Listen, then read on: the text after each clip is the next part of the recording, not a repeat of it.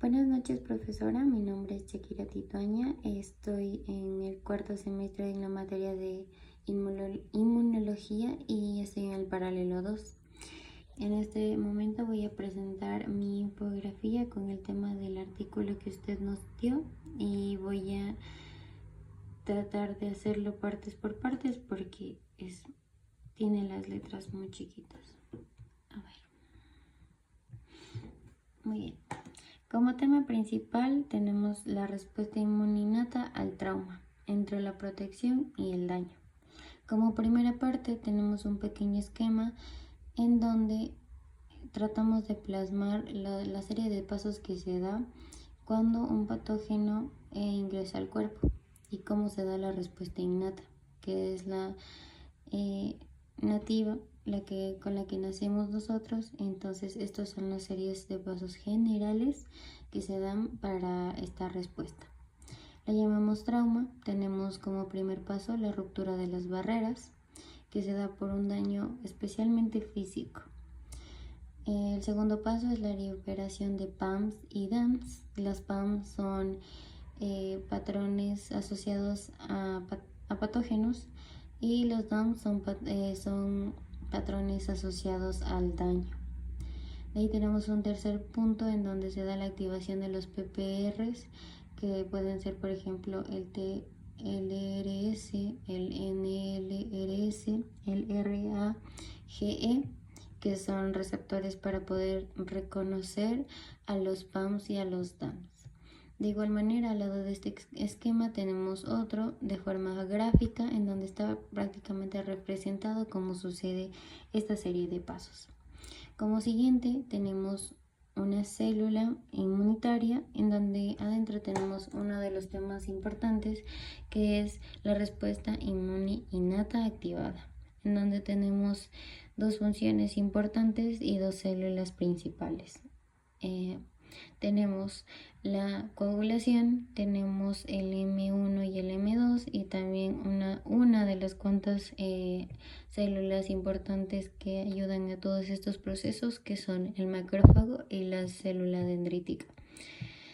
Como siguiente tenemos dos partes importantes. A mi lado izquierdo tenemos los conceptos generales que suceden en los sistemas inmunes activados, y de ahí tenemos otros ítems en donde tenemos seccionado qué es lo que pasa en cada uno de los órganos principales de nuestro cuerpo.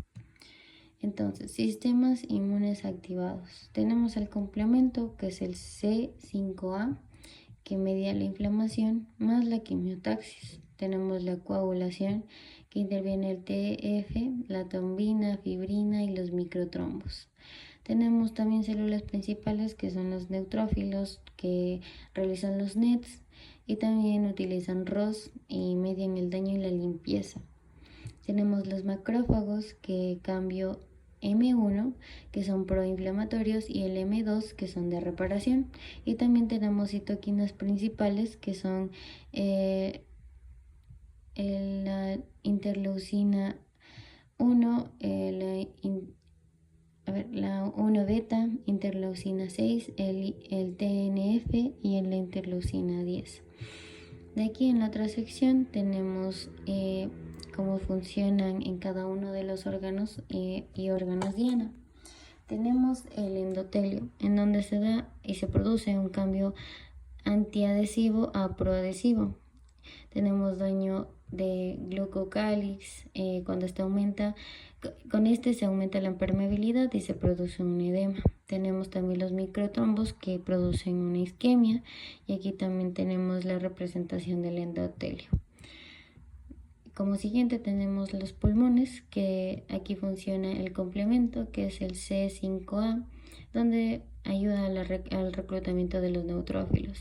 También da el daño alveolar, que cuando se da baja el intercambio gaseoso. Tenemos alteración en el surfactante. También tenemos el ALI, que es mediado por la linfa tóxica.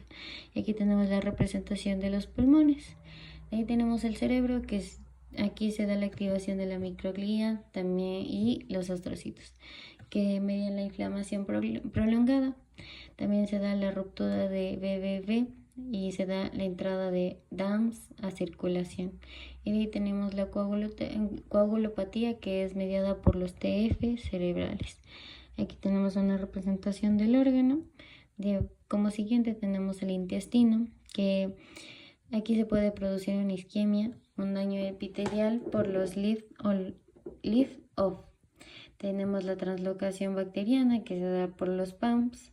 Tenemos la linfa mesentérica tóxica, que podría dar los MODS.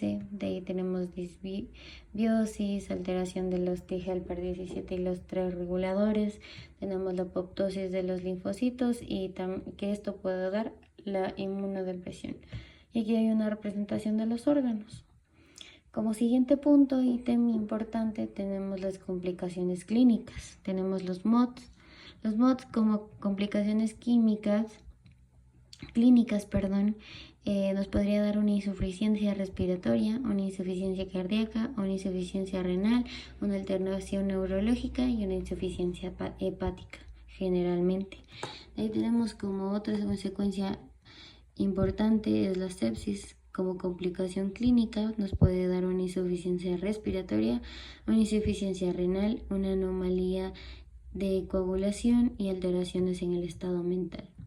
Ahí tenemos el PICS como complicación clínica, que nos puede dar inmunodepresión, debilidad muscular, deficiencia cognitiva y trastornos del ánimo. Como siguiente tema y último, y no menos importante, son las terapias emergentes que se han producido para contrarrestar este tipo de problemas clínicos. Son el HMGB1 y también el anti-HMGB1. Tenemos también para el complemento, que es el C1 y NH, y también inhibidores C y también inhibidores para el MAC. Tenemos coagulación, anti-TF y también de trombina. Tenemos neutrófilos, que dan la modulación de la netosis. Tenemos los macrófagos, que son CCR2 inhibitorios. Tenemos también la intervención de la epigenética, que se da por el valproato. Y tenemos la bioingeniería, que son péptidos CAQK. Y tenemos como cierre una frase que es: el equilibrio de la inmunidad innata post-trauma es clave para la recuperación, y la medicina personalizada y la inmunomodulación abren nuevas vías terapéuticas. Lo que quiere decir que se sigue investigando y que también es importante tomar en cuenta el equilibrio de la inmunidad innata post-trauma para no tener ningún tipo de complicaciones como las que ya mencionamos acá arriba. Y aquí tenemos nuestras referencias. Muchas gracias.